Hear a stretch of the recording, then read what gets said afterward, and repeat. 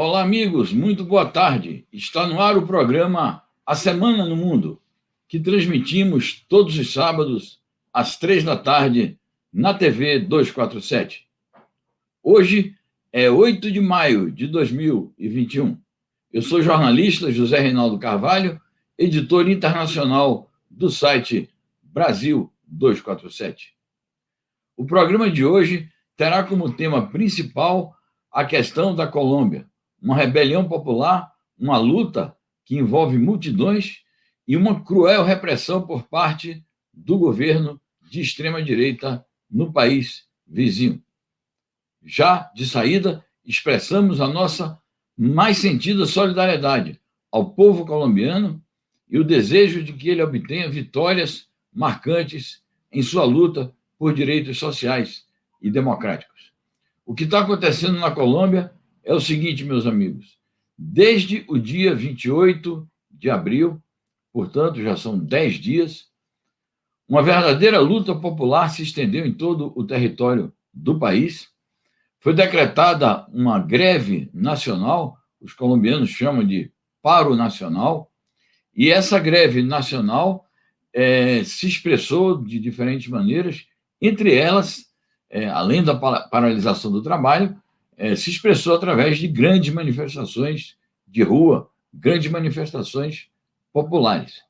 Milhares, eu diria até milhões de pessoas se mobilizaram nesses últimos 10 dias, numa greve nacional combativa, em grandes manifestações que ocorreram em mais de 50 cidades do país. O motivo principal, o motivo imediato, que levou os trabalhadores e o povo da Colômbia a esta greve geral foi a decretação por parte do governo de extrema-direita de uma reforma tributária. Mas a gente sabe que medidas antissociais muitas vezes se encobrem por trás de nomes pomposos. Então, o governo vem e apresenta, isso acontece muito por aqui também, apresenta uma chamada reforma administrativa, no caso da Colômbia, reforma tributária, outros dizem uma reforma fiscal, mas se embute nesses tipos de reforma, e especificamente nesta reforma tributária que foi encaminhada na Colômbia, se embute em medidas antissociais. E vocês imaginem que numa situação de Covid-19, de pandemia generalizada, a Colômbia tem altos índices de contágio e de mortalidade. Vocês imaginem uma situação em que o governo faz uma reforma tributária e certamente que retira recursos da atenção social, retira recursos do próprio combate à pandemia. Os sindicatos colombianos fizeram graves denúncias de que os direitos sociais do povo colombiano estavam sendo atacados. Demonstraram com uma série de argumentações, de documentos que foram lançados, inclusive nas conversações que foram realizadas com distintas instituições sociais e políticas, que se trata de uma reforma neoliberal, que a reforma se volta contra os interesses das massas populares, dos trabalhadores, dos assalariados em geral, e mesmo se volta contra os interesses de setores amplos da população, como, por exemplo, a classe média. É preciso observar que a Colômbia já é um país com um nível enorme de desigualdade social. A Colômbia é considerado o país de segunda maior desigualdade social na América Latina. O povo ali já vive oprimido, a pobreza se estende por toda parte, os direitos sociais já são muito reduzidos. Então, esta reforma iria agravar ainda mais a já penosa situação das massas trabalhadoras e populares colombianas. Então, foi com o escopo de impedir a concretização desta reforma tributária que se levantaram os trabalhadores em greve na Colômbia. Quero informar a vocês que esta greve ela é coordenada por um comitê que se chama Comitê Nacional de Greve, que na Colômbia eles chamam Comitê Nacional del Paro, E este comitê vem de manifestações, de outras greves que foram realizadas na Colômbia desde o ano de 2019. Então, não é a primeira vez que a Colômbia está explodindo em greves e manifestações sociais, manifestações de rua. E os colombianos tiveram a sabedoria de manter, em 2019, depois da sua greve nacional, tiveram a sabedoria de manter a sua organização, manter a articulação política dos movimentos sociais. E, para vocês terem uma noção, esse Comitê Nacional de Greve é formado na Colômbia por centrais sindicais de trabalhadores urbanos, por movimentos de camponeses, organizações, portanto, dos trabalhadores na área rural, que mantêm as suas reivindicações em relação à solução da questão agrária no país, especificamente a realização de uma reforma agrária. Portanto, um país como a Colômbia, que tem um grande campesinato, as organizações camponesas são muito difundidas no país, muito enraizadas, muito fortes, então elas estão muito presentes nesse Comitê Nacional de Greve, além de movimentos indígenas. A gente sabe também que, num país como a Colômbia, há uma presença indígena forte, e essa presença indígena não é apenas uma presença étnica, é uma presença com grande ativismo social, e esse ativismo social é organizado. Há muitas organizações indígenas de orientação progressista que lutam pelos direitos dessas populações, em geral, marginalizadas pelo poder político. Além do fato de que há, no interior desse Comitê Nacional de Greve, a representação dos movimentos sociais, os mais diversos. Aliás, como ocorre aqui no Brasil, sempre que há manifestações populares e mesmo lutas de caráter trabalhista e sindical, não são apenas as centrais sindicais que entram em cena, mas esta gama variadíssima de movimentos sociais, são movimentos por moradia, movimentos de bairro, são movimentos negros que lutam contra o racismo no país, que na Colômbia existe também essa problemática bastante acesa, além dos movimentos todos ligados à ampla diversidade social, civilizacional e cultural. Então, é um movimento bastante forte e surge, portanto, neste país vizinho, um grande contraponto com acentuado conteúdo social contrário às medidas neoliberais de um governo de extrema-direita. Que aqui eu já passo para examinar outro ponto, um ponto relacionado com esta greve e com esse amplo movimento popular que virou uma verdadeira rebelião, que é o fato de que este movimento ocorre na plena vigência de um governo de extrema-direita, que, apesar de ter sido um governo eleito, esse governo do presidente Ivan Duque, é um governo de extrema-direita. E é um governo ligado a um anterior presidente da República, que é o Álvaro Uribe, que é o principal líder, até hoje, da extrema-direita colombiana. Um homem que fez um governo bastante duro em relação aos movimentos sociais. Um homem que nunca se adaptou a uma situação de diálogo nacional que o país viveu depois que o governo dele foi superado.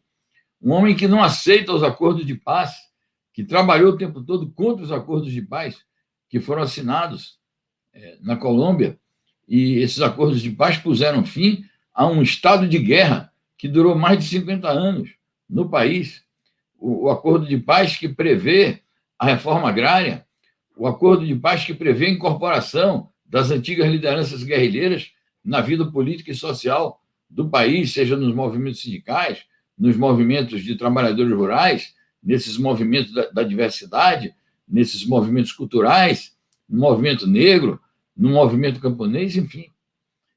Os acordos de paz previam tudo isso. Portanto, os acordos de paz eles estavam relacionados não apenas com o fim da guerrilha em si, que, claro, era o centro, era o aspecto principal dos acordos, mas eles estavam relacionados com a conquista do que os colombianos sempre chamaram uma paz justa, uma paz democrática, uma paz que levasse o país a avançar política e socialmente. Mas, infelizmente, no meio do caminho foi eleito um governo de extrema-direita em que as políticas antissociais se aprofundaram e em que o próprio governo, que deveria ser um dos fiadores do acordo de paz, trabalhou contra ele. Então, nesse período de vigência deste governo de extrema-direita, o que aconteceu foram assassinatos em massa dos ex-guerrilheiros, de lideranças populares. Então, diariamente, as entidades, organizações de direitos humanos da Colômbia denunciam no país e para o mundo a ocorrência de massacres, de assassinatos em povoados distantes da capital, no interior mais profundo do país, em que geralmente são atingidos líderes de movimentos camponeses, antigos ativistas da guerrilha, que decidiram atuar socialmente, que abriram mão dos movimentos guerrilheiros e decidiram atuar num ambiente pacífico, num ambiente democrático, acreditando que as vias democráticas são válidas, são viáveis para conduzir as lutas sociais.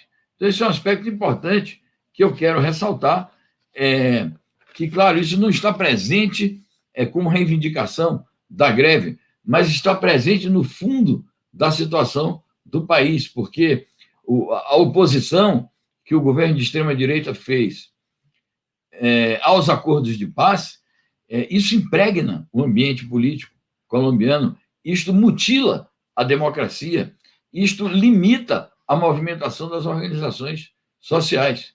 E há um momento em que aparece, portanto, uma medida como essa, de caráter antissocial, num ambiente de ofensiva do governo contra a democracia. Isso faz, então, com que todas as insatisfações sociais que se acumularam historicamente naquele país explodissem.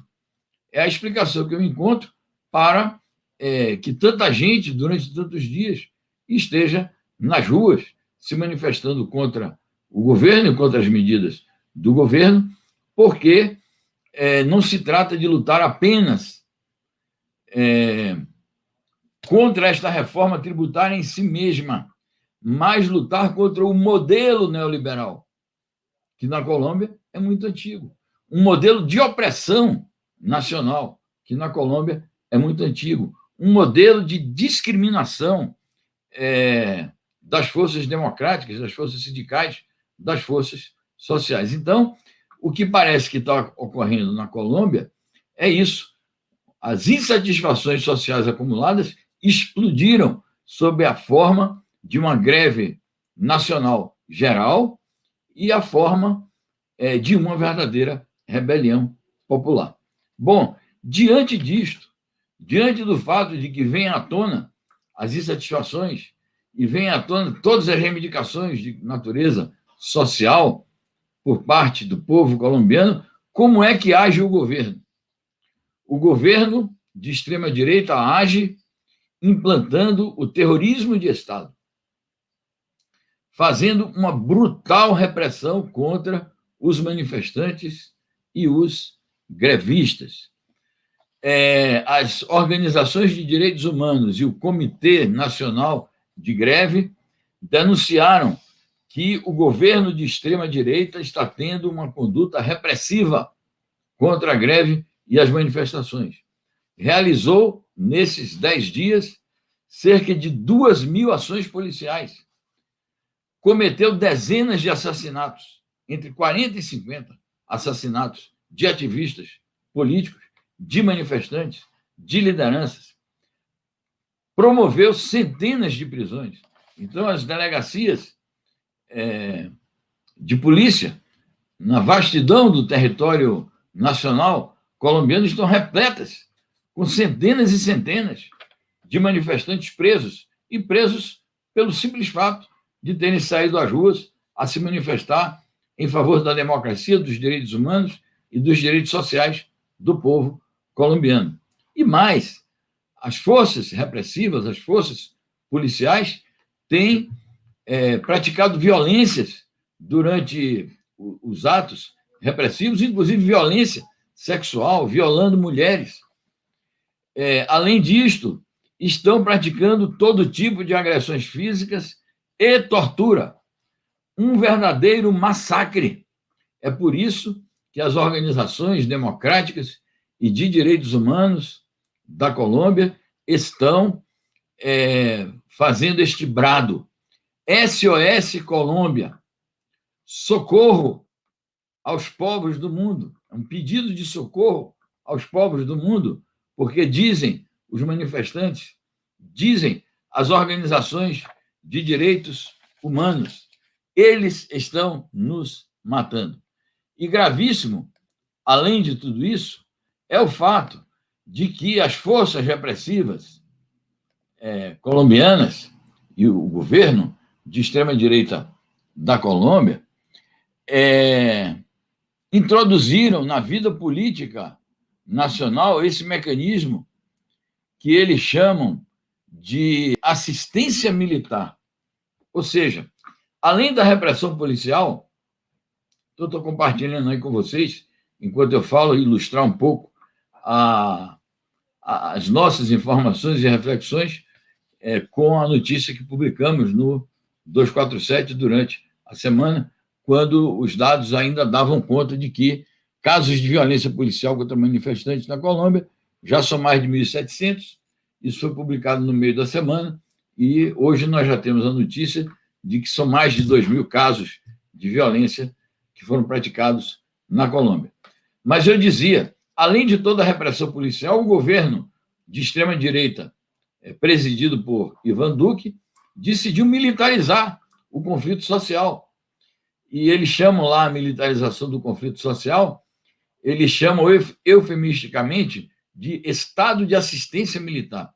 Aqui no Brasil também os repressores, os inimigos do povo também têm essa denominação curiosa, eles chamam assim, operações de garantia da lei e da ordem, quando seja o governo nacional, seja os governos estaduais, eles, em face de algum conflito social, eles promovem a intervenção do Exército e dizem que aquilo está previsto na Constituição sob esse nome eufemístico e, ao mesmo tempo, pomposo de garantia da lei e da ordem.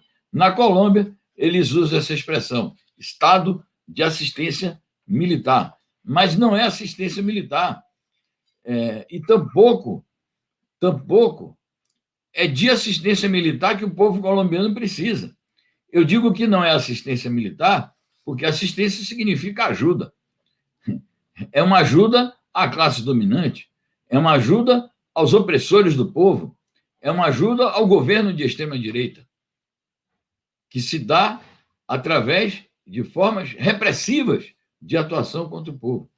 Mas o povo não está precisando de assistência militar, não está precisando dessa suposta ajuda militar. O povo colombiano está precisando de assistência social, de ajuda social, de solução do conflito social, de promoção dos direitos humanos, de defesa da democracia e de promoção dos direitos sociais. Então, é disso que se trata em relação ao que está acontecendo na Colômbia.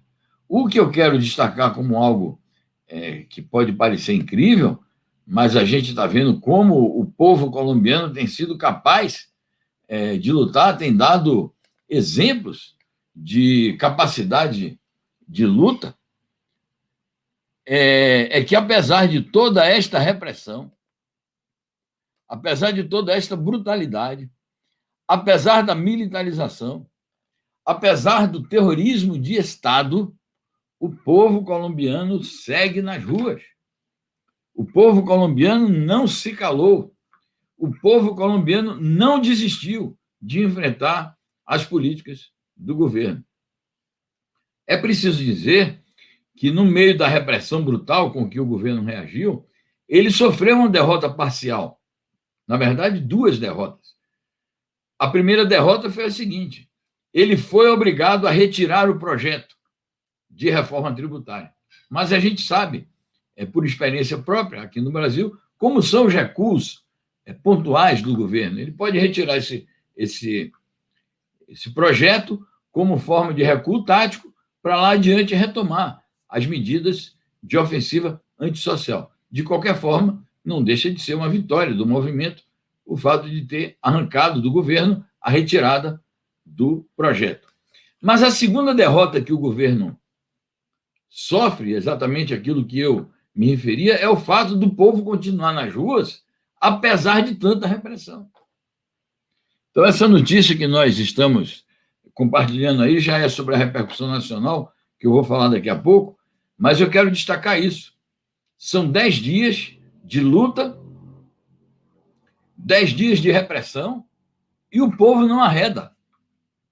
E se o povo não arreda, é porque existe essa insatisfação acumulada.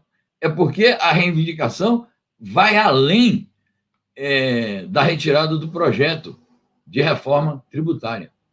As reivindicações do povo colombiano nas ruas se referem à luta pela solução da problemática social de uma maneira geral, pelo fim às políticas opressivas, pelo fim do neoliberalismo.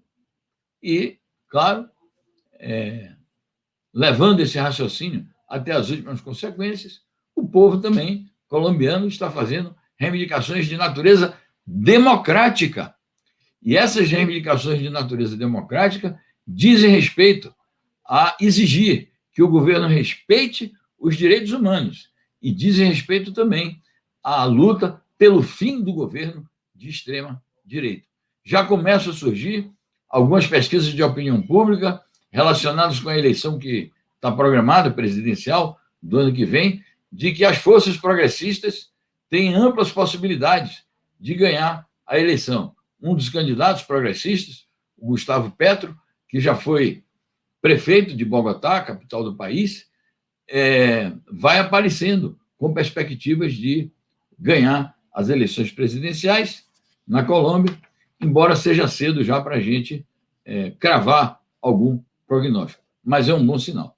Esta notícia que nós estamos publicando, que saiu no site Brasil 247, diz respeito à repercussão internacional que esses episódios da Colômbia estão tendo. Então, aí está o pronunciamento da ONU, que condena, né? A ONU condena o uso excessivo da força nos protestos na Colômbia. Claro que a ONU sempre procura uma forma diplomática de se manifestar. Aqui não se trata, eu acho que o termo excessivo acaba sendo uma concessão, porque o que se tem que condenar é o uso da força. Mas, na linguagem diplomática, eles condenam o uso excessivo da força. De qualquer maneira, devo dizer, informar vocês, que houve manifestações em mais de 50 cidades do mundo, porque a Colômbia é um país, os colombianos são um povo que emigrou bastante.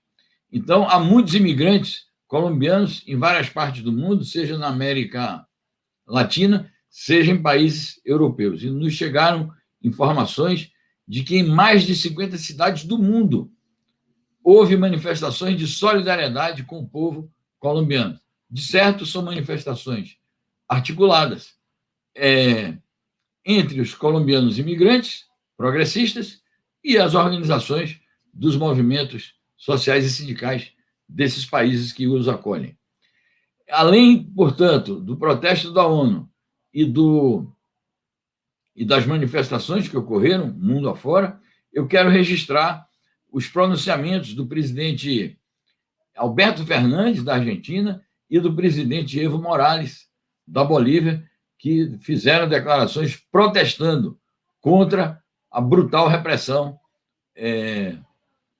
do governo de extrema-direita ao povo colombiano.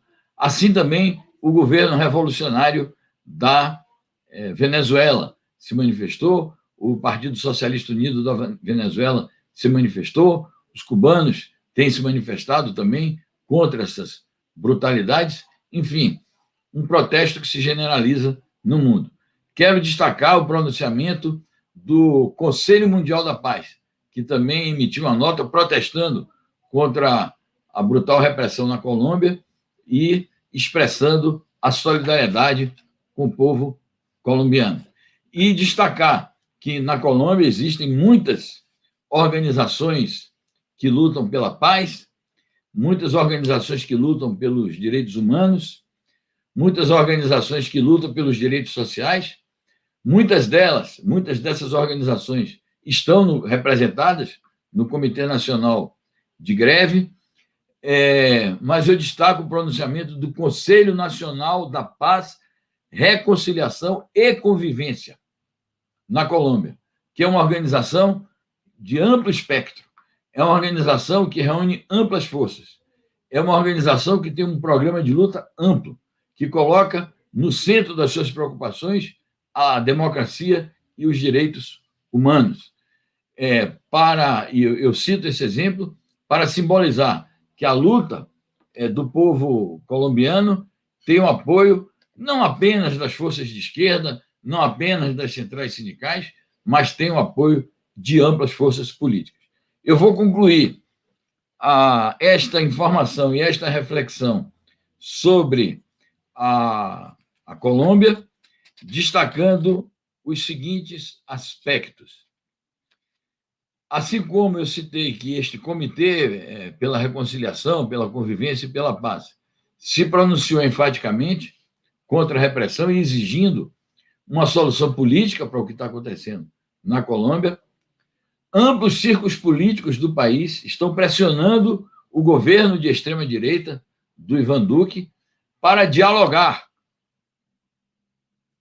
para sentar à mesa de negociações com o Comitê Nacional de Greve e para assumir compromissos concretos no sentido de acabar com todas as arbitrariedades que estão sendo cometidas e de acenar para reformas democráticas e sociais importantes no país. Então, há esta pressão de círculos políticos, institucionais, figuras do mundo político, setores democráticos, até mesmo setores de centro que estão fazendo pressões sobre o governo de extrema-direita para que ele aceite negociar e aceite que abra mão das suas políticas repressivas. Porém, existe também o outro lado, e os setores de extrema-direita, sobretudo os setores uribistas, ligados, portanto, ao ex-presidente Álvaro Uribe, que é quem dá as cartas, é quem manda no presidente da República, esses setores estão fazendo pressões, duríssimas pressões, para que o governo reprima ainda mais, para que o governo liquide com as possibilidades de que continue a rebelião popular, de que continue a luta democrática do povo nas ruas, e para que o país se militarize ainda mais. E entre esses setores, não são poucos, entre os setores de extrema-direita, aqueles que estão já clamando por um golpe militar, por uma intervenção militar. Não é a intervenção militar apenas, entre aspas, apenas, de tentar acabar com as greves. É militarizar a vida política. É voltar a uma situação em que não se respiravam os ares democráticos mais na Colômbia, que foi na época do governo do Álvaro Uribe, que não era uma ditadura militar na forma, mas era um governo repressivo, um governo de assassinatos contra os lutadores pelos direitos humanos e pela democracia.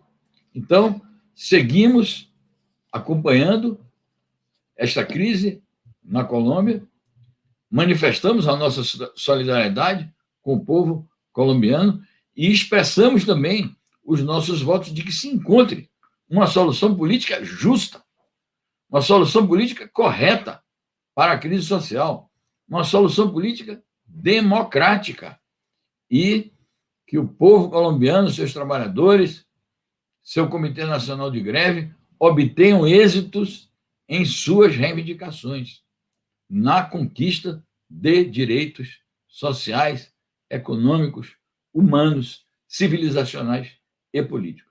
Então, era o recado que a gente queria dar sobre a Colômbia. Foi uma opção nossa dedicar a maior parte do nosso tempo a tratar deste assunto, pela importância geopolítica que tem aqui na nossa vizinhança, aqui na América Latina, e também pelos valores que estão envolvidos nessa questão, que são os valores dos direitos humanos, da democracia, que chamam a nossa solidariedade. Daí o tempo que nós dedicamos ao tratamento dessa questão.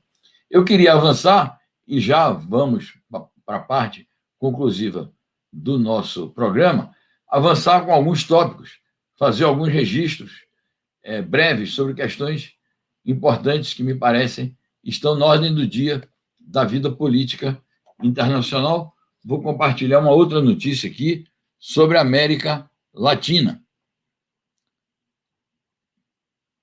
Sobre a América Latina e falar da nossa querida aqui, Venezuela.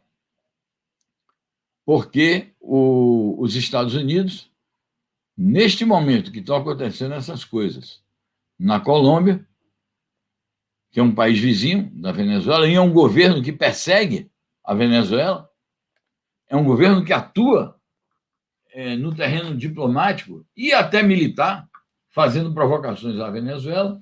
Então, é neste momento que vem o senhor Antony Blinken, secretário de Estado dos Estados Unidos, e diz o seguinte, que os Estados Unidos e os seus aliados vão pressionar Caracas até que a Venezuela, entre aspas, volte à democracia.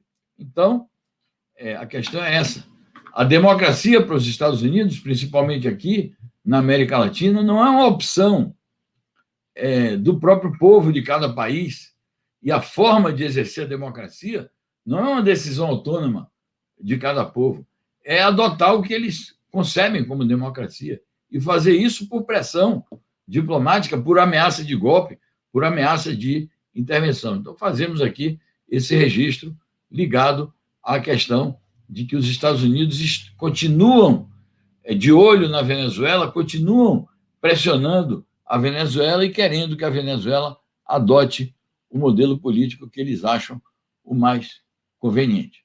Quero destacar aqui, meus amigos, outra notícia importante da geopolítica, e agora eu vou fazer um giro para o outro lado do mundo, que é a reunião que aconteceu também no meio da semana de um organismo chamado G7.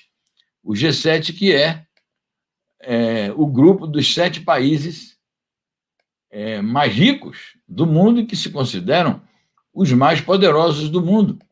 Então, o G7, que são Estados Unidos, Japão, Alemanha, França, Itália, Canadá, e está me escapando algum outro, mas, enfim, são 7 países tidos como mais ricos do mundo e que, depois da sua reunião, tomaram a decisão de acusar a China e a Rússia de ameaças econômicas e abusos de direitos humanos. Então, fica aí compartilhada essa notícia com vocês. E o comentário que eu faço é este, é que os Estados Unidos continuam considerando que a Rússia e a China são os países inimigos e os países a serem hostilizados. Então, a lista dos países é a seguinte, por ordem aqui alfabética: Alemanha, Canadá, Estados Unidos, França, Itália, Japão e Reino Unido.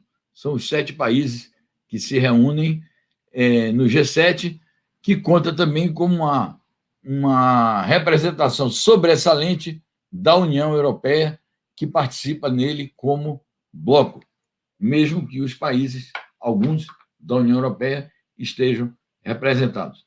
Então, para manter no radar das nossas informações e das nossas reflexões esse problema geopolítico que é permanente na vida internacional, que é esse jogo diplomático de pressões dos Estados Unidos e dos seus aliados em relação à Rússia e à China. Devo dizer e já argumentei isso aqui em outras ocasiões, mas nunca é demais repetir, que esta é a própria essência da política externa atual dos Estados Unidos. O presidente dos Estados Unidos, o Joe Biden, ele tem feito uma retórica dita multilateralista, uma retórica dita de diplomacia, de colocar a diplomacia na frente do intervencionismo, mas o multilateralismo do presidente dos Estados Unidos não é propriamente multilateralismo de promover um diálogo internacional, de promover uma chamada governança global democrática, de promover uma participação concertada da comunidade internacional na solução pacífica dos conflitos internacionais. O multilateralismo do senhor Joe Biden e, portanto, do imperialismo estadunidense, hoje sob direção do Partido Democrata, é o multilateralismo de concretizar uma política de alianças que facilite a luta dos Estados Unidos, como a principal superpotência, contra os países que eles consideram os seus principais inimigos, no caso aqui em tela, a Rússia e a China. Esse assunto ainda vai render muito no mundo, e com isso eu vou compartilhar uma outra notícia que está relacionada com esta, que é a notícia referente à Ucrânia, que é um dos pomos da discórdia, um dos focos da rivalidade hoje entre os Estados Unidos e a Rússia. A notícia diz isso aqui, que em viagem estratégica, o secretário de Estado dos Estados Unidos chega a Kiev, que é a capital da Ucrânia, para apoiar a Ucrânia contra a Rússia. Vocês sabem, nós comentamos aqui, há cerca de 2 semanas, houve uma movimentação de tropas dos dois lados da fronteira. Houve uma movimentação de tropas do lado russo, nas proximidades da fronteira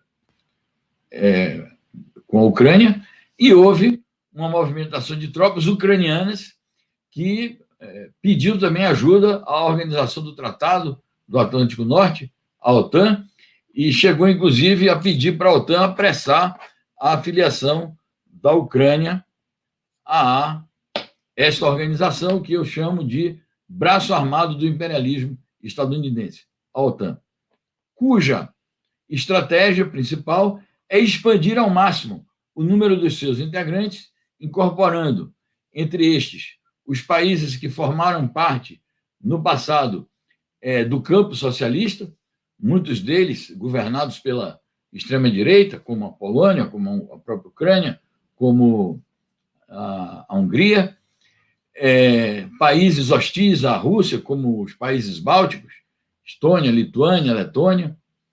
Enfim, a estratégia da OTAN, por trás da qual está sempre o imperialismo estadunidense, é visar a Rússia, é cercar a Rússia, é colocar a Rússia no seu alvo. E a Ucrânia está no centro dessa disputa, porque é um país muito próximo da Rússia, geograficamente, já fez parte da União Soviética. A Rússia não brincou em serviço, então acabou apoiando as forças patrióticas russas que viviam na Ucrânia, naquele referendo para a separação da Crimeia da Ucrânia e a volta da Crimeia ao lar tradicional russo, e o imperialismo não perdoa a Rússia por isso, diz que a Rússia incentivou o separatismo na Ucrânia, que a Rússia dividiu a Ucrânia, que a Rússia promoveu a anexação da Crimeia. Então, a Ucrânia está no centro dessas tensões. Devo dizer que aquelas movimentações de tropas, elas cessaram por enquanto. Então, a Rússia retirou as tropas da fronteira e a OTAN também acabou não concretizando aquela promessa de que ia mandar 40 mil soldados para a fronteira da Rússia, mas a ameaça continua. De qualquer forma, cessou a tensão militar, mas permanece a tensão política, a tensão diplomática e as ameaças por parte das potências ocidentais contra a Rússia. Devo dizer, para terminar, que tudo isso ocorre no momento em que está em preparação um encontro de cúpula entre o Biden e o Putin. Então, veja, está se preparando um encontro de cúpula. Um encontro de cúpula tinha que ser um encontro para o entendimento, tinha que ser um encontro para o diálogo, tinha que ser um encontro para resolver os problemas. Mas, ao invés disso, o secretário de Estado do Biden vai à Ucrânia para dizer: eu vim aqui reafirmar o apoio dos Estados Unidos à Ucrânia na sua luta contra a Rússia. É por isso que o encontro entre o Biden e o Putin, que supostamente está em preparação, ainda não foi agendado com precisão. Fala-se, ele pode ser em junho. 2 países se ofereceram como sede desse eventual encontro: a Áustria, que se proclama como um país neutro, e a Finlândia, que é um país sede da Organização para a Cooperação e Segurança da Europa, e que se julga em condições de sediar um encontro desse tipo para promover o entendimento entre esses 2 países nuclearizados. Desculpem, estou ficando louco. Então, meus amigos, fica a expectativa de que se realize o encontro entre o Putin e o Biden, mas eu considero contraditório que, às vésperas desse encontro, o secretário de Estado do Biden vá à Ucrânia para fustigar a Rússia. Então, esse é um outro assunto que eu queria trazer à consideração de vocês, informações sobre o desenvolvimento da situação, e com isso a gente vai encerrar o programa de hoje. Quero lembrar que amanhã, domingo, 9 de maio, é uma data histórica. Nesta data, há 76 anos, teve fim a Segunda Guerra Mundial. E, com isso, a gente homenageia os povos democráticos de todo o mundo, e os países que foram capazes de formar uma grande aliança antifascista para liquidar o nazismo. E, ao homenagear os povos democráticos de todo o mundo, nós não podemos deixar de homenagear a União Soviética, que foi a força decisiva para derrotar o nazifascismo. E quero, claro, desejar a todos um feliz Dia das Mães. E a todas as mães do Brasil, o nosso carinho e as nossas felicitações pela passagem desse dia, e que seja um dia também de reflexão